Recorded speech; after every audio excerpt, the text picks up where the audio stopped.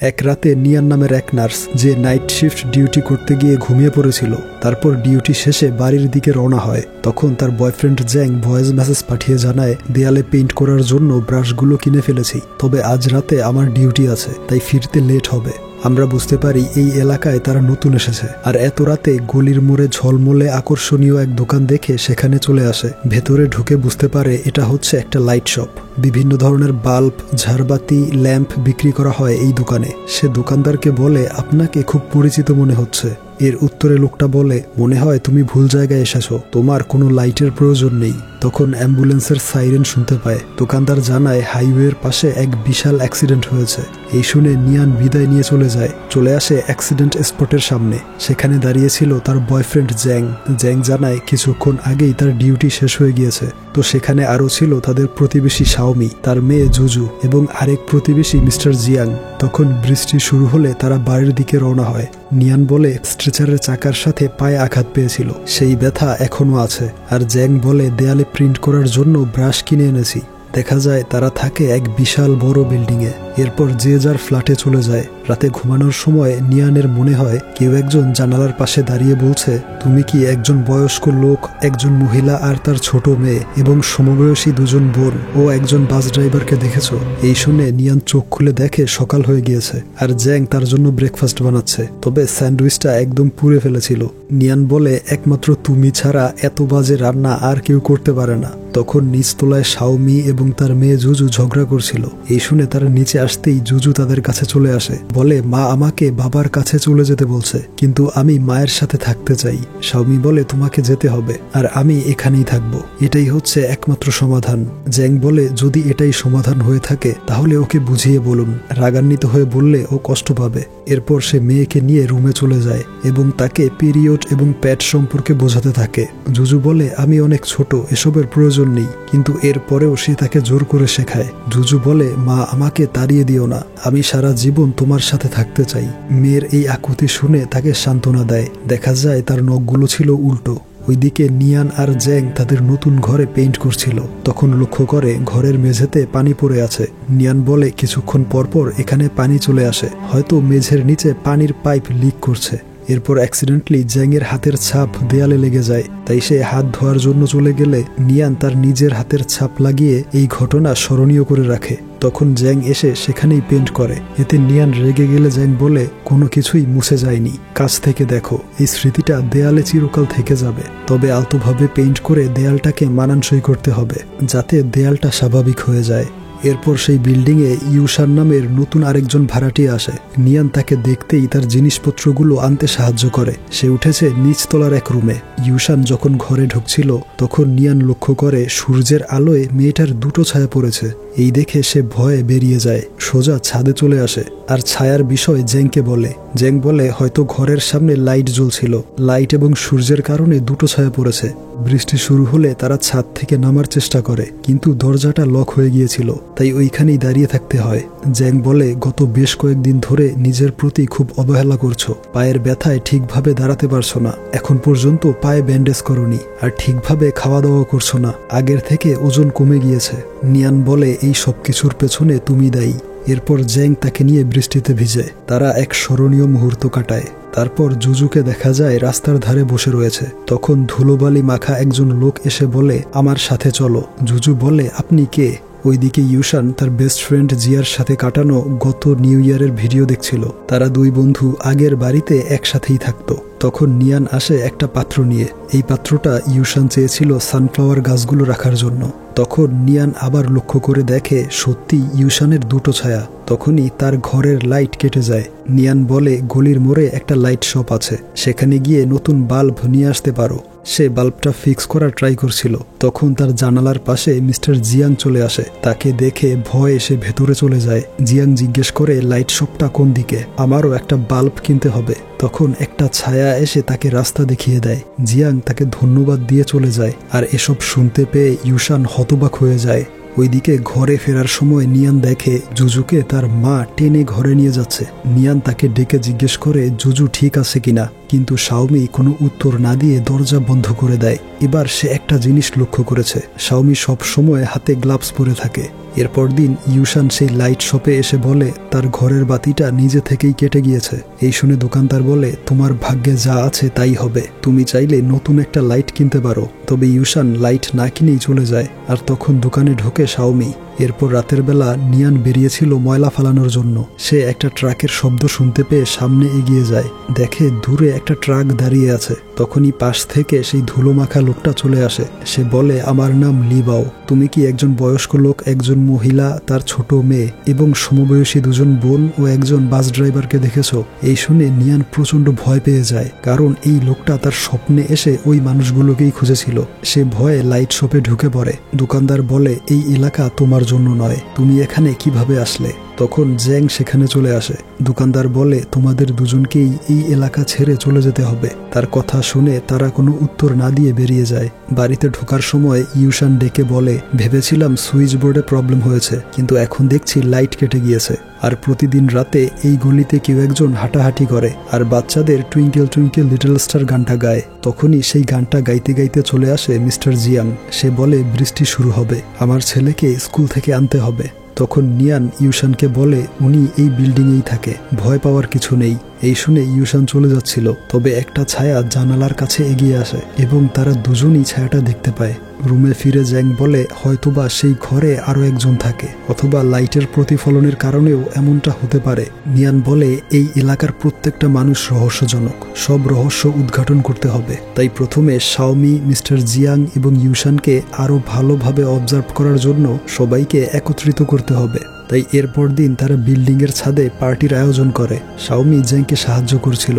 এই সুযোগে নিয়ান তার গ্লাভসে তেল ঢেলে দেয় এবং সেটা খোলার জন্য টানলেও সে কিছুতেই গ্লাভসটা খুলতে দেয় না। এতে তাদের সন্দেহ আরো বেড়ে যায়। এরপর খাওয়ার সময় ইউশান জানায় তার ঘরের একটা লাইট নিজে থেকেই বন্ধ হয়, আবার জ্বলে ওঠে। জুজু বলে তাদের ঘরেও একই অবস্থা। তখন তার হাতের সাথে লেগে চপস্টিকগুলো নিচে পড়ে যায়, আর নিয়ান সেগুলো তুলতে গেলে দেখে শাওমির নখগুলো ছিল আঙুলের উল্টো দিকে। এই দেখে ভয়ে সে কি করবে বুঝে উঠতে পারে না। তখন মিস্টার জিয়াং বলে ওঠে, নার্স নিয়ান, আপনি জলদি এখান থেকে চলে যান, নয়তো অনেক দেরি হয়ে যাবে। এরপর তারা চলে গেলে নিয়ান বলে, উনি কিভাবে জানলো আমি একজন নার্স, আর শাওমির নখগুলো ছিল উল্টো দিকে, তাই আমাকে এখনই যেতে হবে লাইট শপে। দোকানদার নিশ্চয়ই কোনো এক রহস্য লুকাচ্ছে। তবে জ্যাং তার পায়ে ব্যান্ডেজ করে দেয়, আর নিয়ান বেরিয়ে পড়ে লাইট শপের উদ্দেশ্যে। শপে ঢুকে দেখে দোকানদার নেই, তবে ডেস্কের উপর একটা প্যাকেট রাখা ছিল, যার মধ্যে ছিল কয়েকটা বাল্ব। সেগুলো নিভু নিভু অবস্থায় ছিল। সে একটা বাল্ব নিতে চায়। তখনই দোকানের সমস্ত লাইট এবং বাহিরের আবহাওয়া অদ্ভুত হয়ে যায়। দোকানদার এসে বলে, তুমি বাল্ব নিতে পারবে না, আর তোমার কাছে বাকিদের খুব অদ্ভুত মনে হয়, তাই না? ঠিক তেমনি আমিও তোমাকে অদ্ভুত মনে করি। নিচে তাকিয়ে দেখো, তোমারও কোনো ছায়া নেই। এই শুনে সে চলে আসে। তার ঘরের সামনে দাঁড়িয়েছিল শাওমি। সে বলে, আমার মেয়েকে বাঁচাও। তখন সে রুম থেকে বেরিয়ে আসলে নিয়ান দৌড়ে তার কাছে চলে যায়। দেখে জুজুর গায়ে ক্ষত সৃষ্টি হচ্ছে। এই দেখে সে ভয়ে চলে আসে তার রুমের সামনে, কিন্তু জ্যাং দরজা খুলছিল না, এমনকি তার ফোনেও কল যায় না। সে অন্যদের দরজাও নক করে, কিন্তু কেউই দরজা খোলে না। তবে মিস্টার জিয়াং এর দরজাটা খোলা ছিল। সেই রুমে ছিল অগণিত ছাতা, আর দেয়ালে মিস্টার জিয়াং এবং এক লোকের রক্তমাখা ছবি দেখে সে চলে আসে ইউশানের রুমে। তবে সেই দরজাটাও লক করা ছিল। ভেতরে ইউশান অনুভব করে কেউ একজন তার পেছনে বসে আছে। এই ভয়ে রুম থেকে বেরোতে যাবে, কিছুতেই দরজাটা খুলতে পারছিল না। ওইদিকে নিয়ান সে বিল্ডিং থেকে বেরিয়ে গলিতে চলে আসে। দেখে মিস্টার জিয়াং দাঁড়িয়ে আছে। সে ঘুরে অন্যদিকে চলে যাচ্ছিল। তার মাথা বাজেভাবে ফেটে গিয়েছে। সে এসব কি দেখছে কিছুই বুঝতে পারছিল না, তাই ছুটতে থাকে লাইট হাউসের দিকে। সেই লাইট হাউসটা তার হসপিটালের আইসিইউ রুমের মতো মনে হচ্ছিল। আর দরজা খুলতেই সে আইসিইউতে চলে আসে, যেখানে কয়েকজন ইমার্জেন্সি রোগীকে বাঁচানোর চেষ্টা করা হচ্ছিল। নিয়ান সেই রোগীগুলোর চেহারার দিকে তাকিয়ে থমকে যায়। সেখানের একজন হচ্ছে জুজু, অর্থাৎ সেই ছোট্ট মেয়েটি। আরেকজন হচ্ছে ইউশান, যে মেয়েটার দুটো ছায়া ছিল। আর আরেকজন হচ্ছে মিস্টার জিয়াং, যে ছাতা নিয়ে ঘুরে বেড়াতো। তখন টিভিতে দেখানো হয় সেদিন সন্ধ্যায় বাস এবং ট্রাকের সংঘর্ষে বেশ কয়েকজন আহত এবং নিহত হয়েছে। এরপর ডক্টর এসে বলে, রোগীদের অবস্থা ভালো না, সেদিকে নজর রেখো। তার চেহারাটা দোকানদারের সাথে অনেকটাই মেলে। নিয়ান বলে, মনে হয় আমি একটা স্বপ্ন দেখেছি, যেখানে আপনিও ছিলেন এই রোগীদের সাথে। তার এসব কথা ডক্টর বুঝতে পারছিল না। সে উত্তরে জানায়, আমার ডিউটি হচ্ছে আইসিইউতে, জীবন মৃত্যুর মাঝখানে নিরুপায় পেশেন্টদের অন্ধকার থেকে আলোতে ফেরানো। তো এখানে আরও কিছু জটিল বিষয় রয়েছে যা আমরা গল্পের শেষে বুঝতে পারবো। এরপর মিস্টার জিয়াং এর ছেলে এসে হইচই শুরু করে। সে একজন পেশেন্টকে দেখিয়ে বলে এই লোকটাই সবকিছুর জন্য দায়ী। নিয়ান ভালোভাবে লক্ষ্য করে বুঝতে পারে এ হচ্ছে ধুলোবালি মাখা লিবাও নামের সেই লোকটা। তখন দেখানো হয় লিবাও আবারও দেখে জুজু রাস্তার ধারে বসে রয়েছে। এরপর তাকে নিয়ে আসে লাইট হাউসে, বলে তুমি একটা বাল্ব নিতে পারো, তাহলে এই জায়গা থেকে বেরোতে পারবে। দোকানদার তাকে একটা লাইট দেয় আর বলে এটা নিলে পুরনো লাইফে ফিরে যেতে পারবে। দেখা যায় লাইট হাতে নিতেই হসপিটালে তার অবস্থার উন্নতি হয়। তবে সে বলে আমার আরও একটা লাইট লাগবে মায়ের জন্য, তার নাম শাওমি। দোকানদার বলে তোমার মায়ের লাইটটা কেটে গিয়েছে। জুজু বলে তাহলে আমারও লাইট চাই না। লিবাও বলে তোমার সুযোগ আছে, তুমি এটা নিয়ে এখান থেকে বেরিয়ে যাও, তোমার মা যেতে পারবে না। এই শুনে তার লাইট রেখে বেরিয়ে যায় তার মায়ের কাছে। মেয়েকে খালি হাতে দেখে প্রচন্ড রেগে যায় শাওমি, বলে তোমার লাইট কোথায়, তোমার হাতে বেশি সময় নেই, দেরি করলে লাইটটা কেটে যাবে আর কখনো ফিরে পাবে না। তখন জুজু মায়ের হাতের দিকে তাকিয়ে কান্না শুরু করে। তখন দেখানো হয় সেদিন অ্যাক্সিডেন্টের পর জুজু অজ্ঞান হয়েছিল আর চাপা পড়েছিল বালির নিচে। তার মায়ের অবস্থা ছিল গুরুতর। এরপরেও সে উঠে 2 হাত দিয়ে বালি সরাতে থাকে আর এখানেই তার আঙুলের নখগুলো উঠে যায়। এরপর মেয়েকে টেনে বের করে সাহায্যের জন্য ডাক দেয়। তার ডাক শুনে উদ্ধারকর্মীরা তাদেরকে খুঁজে পায়। তবে শাওমির পেটে ধারালো কিছু একটা ঢুকে গিয়েছিল। কিছুক্ষণ পর সে মারা যায়। এদিকে জুজু বলে তোমার লাইট কেটে গিয়েছে তাই না, তুমি আর যেতে পারবে না, তাহলে আমিও যেতে চাই না, আমি একা কিভাবে থাকবো। তখন শাওমি তার মেয়েকে বোঝায় যে তার ফিরে যাওয়া উচিত, তার জন্য তার বাবা, নতুন সৎমা এবং স্কুলের বন্ধুরা অপেক্ষা করছে আর সে মাঝে মধ্যে তাকে দেখতে আসবে, হয়তোবা পাখি হয়ে কিংবা প্রজাপতি। তো অনেক বোঝানোর পর জুজু রাজি হয়। তার মা বলে নিজের দিকে খেয়াল রাখবে, পড়াশোনা করবে আর সময় মতো খাওয়া দাওয়া করবে। যখন বড় হয়ে যাবে তখন এমন একজন জীবনসঙ্গী বাছাই করবে যে শুধুমাত্র তোমাকেই ভালোবাসবে। এরপর যখন মা হবে তখন বাচ্চাদেরকে বলবে তাদের নানু খুব ভালো একজন মানুষ ছিল। জুজু বলে শুধু ভালোই না, আমার মা সব থেকে ভালো। শাওমি বলে এখন থেকে তোমাকে একাই যেতে হবে নিজের গন্তব্যে, মা আর পাশে থাকতে পারবে না। জুজু এগিয়ে যায় লাইট শপের দিকে। যাওয়ার আগে বলে কথা দিলাম সব সময় নিজের খেয়াল রাখবো, তবে তুমিও এসো আমাকে দেখতে। তার মা প্রমিস করে আর তাকে সামনে এগিয়ে যেতে বলে। সে লাইট শপে ঢুকতেই তার লাইট বুঝিয়ে দেয়া হয়। শাওমি বাহির থেকে তাকে বিদায় জানায়। তার স্বপ্ন ছিল বাকি জীবনটা মেয়েকে নিয়েই কাটিয়ে দিবে। ছোট একটা বিজনেস শুরু করেছিল, সেই অ্যাক্সিডেন্টে সবকিছু শেষ হয়ে গেল। এরপর রিয়েল লাইফে জুজুর জ্ঞান ফিরে আসে। তবে ইউশানের অবস্থা আরো খারাপের দিকে যায়। কল্পনার জগতে সে তার রুমে বসে বেস্ট ফ্রেন্ড জিয়ার কথা ভাবছিল। তখনই তার সেই দ্বিতীয় ছায়াটা তার বেস্ট ফ্রেন্ড জিয়ার রূপ ধারণ করে। এখানে গল্পটা চলে যায় অ্যাক্সিডেন্টের সেই রাতে। তারা দুজন একসাথেই থাকতো। সেদিন জিয়ার প্রচন্ড জ্বর ছিল। ইউশান তাকে যেতে মানা করে, তবুও সে বেরিয়ে পড়ে তার হবু বরের সাথে দেখা করতে। ইউশান চেয়েছিল তারা অনেকদিন একসাথে থাকবে, তবে পরিবারের চাপে তাকে এই ডিসিশন নিতে হয়েছিল। ইউশান তার উপর রেগে থাকলেও তাকে এগিয়ে দিতে ট্রেন স্টেশন পর্যন্ত যাবে। জিয়া বলে কয়েকদিন পরেই নিউ ইয়ার, তার আগেই আমি ফিরে আসব, প্রতিবারের মতো এবারও আমরা একসাথে সেলিব্রেট করব।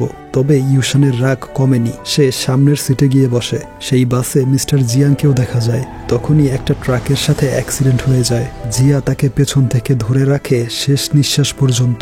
নিজের জীবন দিয়ে তার বেস্ট ফ্রেন্ডকে বাঁচিয়েছিল, অর্থাৎ সে ওই স্পটেই মারা যায়। আর আঘাত কম লাগার কারণে ইউশান তখনও বেঁচে ছিল। এদিকে কল্পনার জগতে তারা দুই বেস্ট ফ্রেন্ড আবারও একে অপরকে দেখতে পায়। ইউশান একটা থার্মোমিটার নিয়ে জ্বরটা মেপে দেখতে বলে। জিয়া বলে এখন আর এসবের প্রয়োজন নেই, লাইট শপে গিয়ে বাল্ব নিয়ে আসো। সে বেরিয়ে পড়ে লাইট শপের উদ্দেশ্যে, অর্থাৎ লাইট হাতে পেলে সে রিয়েল লাইফে ফিরে যাবে। এই ভেবে জিয়া কান্নায় ভেঙে পড়ে, কারণ এটাই হচ্ছে তাদের শেষ বিদায়। কিন্তু ইউশানের কোনো আইডিয়া ছিল না এই জগৎ সম্পর্কে। তবে লাইট হাউসে গেলে দোকানদার তাকে সবকিছু বুঝিয়ে বলে। কিছুক্ষণ পর সে ফিরে আসে, বলে আমি সবকিছু বুঝতে পেরেছি, এজন্যই ঘরের একটা লাইট বারবার কেটে যেত, আর সেটা ছিল তোমার লাইট। তাই আমি আমারটা ফেলে এসেছি। তোমার মতো স্বার্থপর হতে পারবো না। চলে এসেছি অনন্তকালের যাত্রায় একসাথে থাকার জন্য। দেখা যায় তার ফেলে আসা লাইটের সময় অতিক্রম হয়ে গেলে শেষ আলোক রশ্মিটুকুও নিভে যায়। আর রিয়েল লাইফে মুখে চিরপ্রশান্তির হাসি আর চোখে আনন্দ অশ্রু নিয়ে পৃথিবী থেকে বিদায় নেয়। ওইদিকে জিয়ার জানালার সামনে আসে লিবাও। ঘরে ইউশানকে দেখে বুঝতে পারে সে স্বইচ্ছায় থেকে গিয়েছে আর মনে মনে তার কাছে ক্ষমা চায়। বলে আমার ভুলের জন্য কত কিছু হয়ে গেল। অপরদিকে মিস্টার জিয়াংয়ের অবস্থাও খারাপের দিকে যাচ্ছিল। ডক্টর তার ছেলেকে বলে আপনার বাবার জন্য প্রার্থনা করুন, আমাদের আর কিছু করার নেই। সে দেখে নার্সরা তার বাবার কানে হেডফোন লাগিয়েছে, যেখানে প্লে হচ্ছিল টুইঙ্কেল টুইঙ্কেল লিটল স্টার গানটা।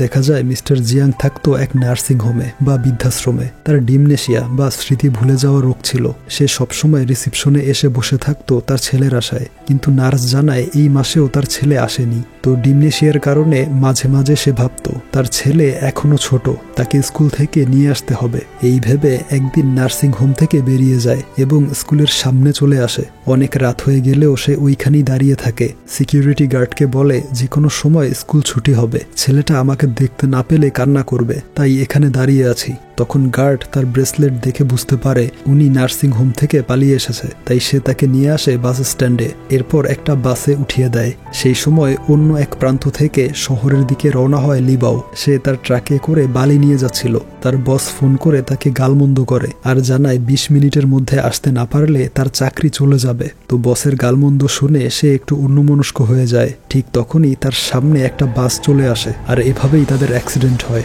তো আমরা বুঝতে পারি মিস্টার জিয়াং কল্পনার জগতেও লাইট হাউসের রাস্তাটা ভুলে গিয়েছিল আর এই জন্যই সারা রাত গলির মধ্যে হাঁটতো। তো সে যখন এক বুক হতাশা নিয়ে রাস্তার ধারে বসেছিল, তখন লিবাও এসে তাকে কাঁধে করে নিয়ে যায় লাইট হাউসের দিকে, দোকানের সামনে এনে নামিয়ে দেয়। সে যখন সামনে এগিয়ে যাচ্ছিল, তখন লিবাও মাথা ঝুঁকিয়ে তার কাছেও ক্ষমা চায়। জিয়াং পেছনে ফিরে বলে এটাই আমাদের নিয়তি, তোমার কোনো দোষ নেই। এই বলে সে চলে আসে দোকানের ভেতরে। তাকে দেখেই দোকানদার বলে আপনার জন্যই অপেক্ষায় ছিলাম, এই নিন আপনার লাইট। সেটা হাতে নিতেই উজ্জ্বল আলোয় তার মুখে আনন্দের হাসি ফুটে ওঠে আর জ্ঞান ফিরে পায় বাস্তব জীবনে। তার ছেলে তার কাছে ক্ষমা চায়, বলে আর কখনো তাকে একা থাকতে দিবে না। তখন নিয়ান লিবাওয়ের কান পরিষ্কার করে দিচ্ছিল, কারণ বালির নিচে চাপা পড়ে তার কান প্রায় বন্ধ হয়ে গিয়েছিল। দেখা যায় কল্পনার জগতে সে প্রথমবারের মতো শুনতে পায় পাখির ডানা ঝাপটানো আর রৌদ্রোজ্জ্বল দিনের মিষ্টি শব্দ শুনে হাসি মুখে চলে যায় অনন্তকালে, অর্থাৎ রিয়েল লাইফে সে মারা যায়। হসপিটালে নিয়ান ডক্টরকে জিজ্ঞেস করে আমরা কেন সবাইকে বাঁচাতে পারলাম না।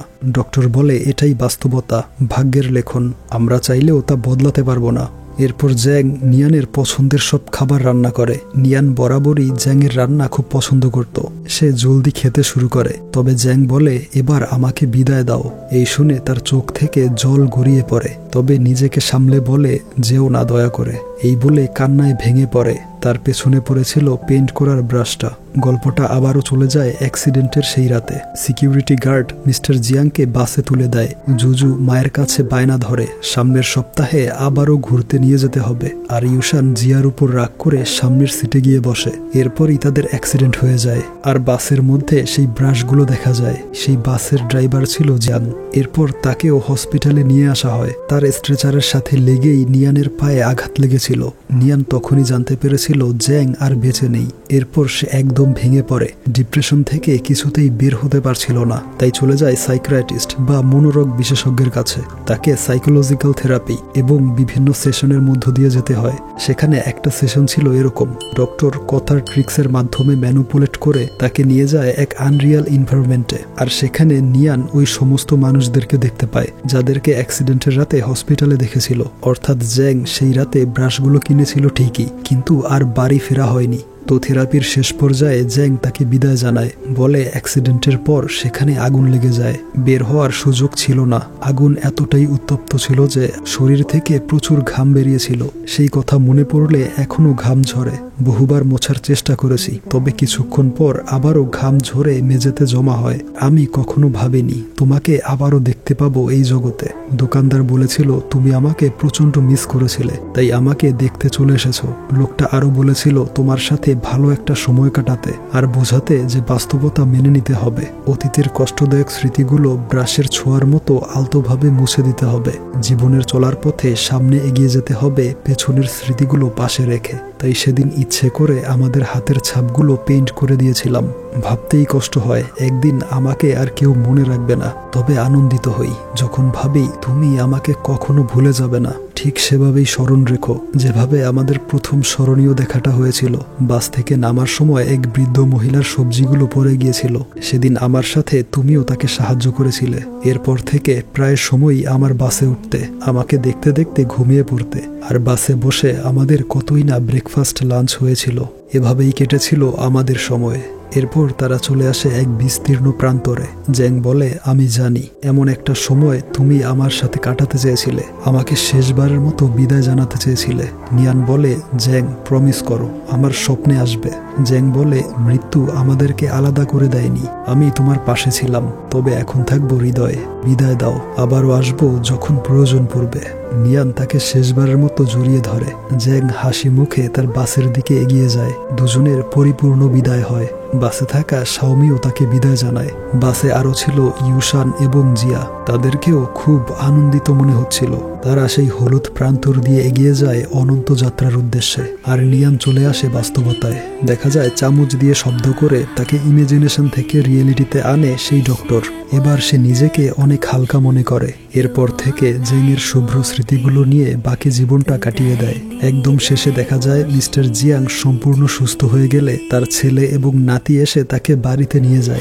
জুজু এখন থাকে তার বাবা এবং সৎমায়ের সাথে। নতুন মা তাকে নিজের মেয়ের মতোই ভালোবাসে। আর মাঝে মধ্যে একটা প্রজাপতি তার জানালার কাছে এসে ঘুরে বেড়ায়। প্রত্যেকবারই সে প্রচন্ড খুশি হয় এই ভেবে যে তার মা তার প্রমিস রেখেছে, তাকে প্রজাপতি হয়ে দেখতে এসেছে।